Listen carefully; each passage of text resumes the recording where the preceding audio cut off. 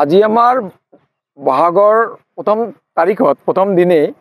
আমি আমাৰ ৰাইজৰ সহযোগত আমি ইতিমধ্যে আমাৰ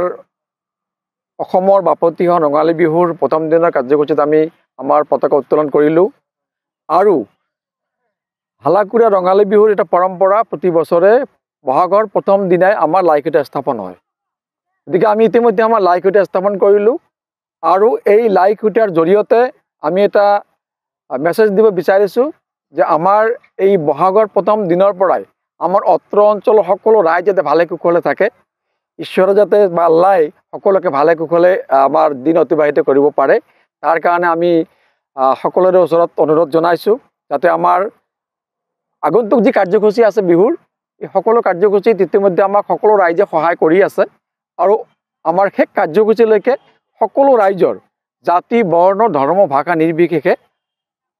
ৰাজনীতিৰ ওপৰত থাকি ৰাজনীতিৰ ঊৰ্ধত থাকি আমি আমাৰ এই যি ঐতিহ্য হালাকুৰা ৰঙালী বিহুৰ এটা বিৰাট নাম আছে গোটেই জিলাত গোটেই অসমত, এই নাম যাতে আমি অক্ষুণ্ণ ৰাখিব পাৰোঁ আৰু এইবাৰ 2025 হালাকুৰা ৰঙালী বিহুৰ এটা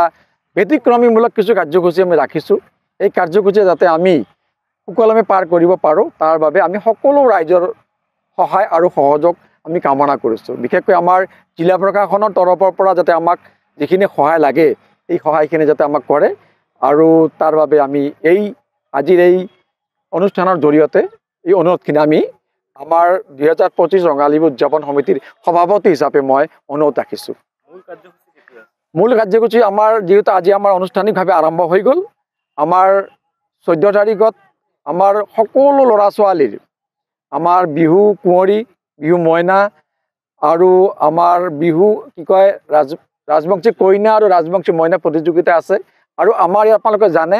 গোটেই নিশা যদি কম্পিটিশ্যন চলে, কমচে কম 100-150 মান প্ৰতিযোগী হয়। এই প্ৰতিযোগিতা আমাৰ হ'ব 14 তাৰিখত 14 বহাগ আৰু 28 এপ্ৰিল তাৰিখে হ'ব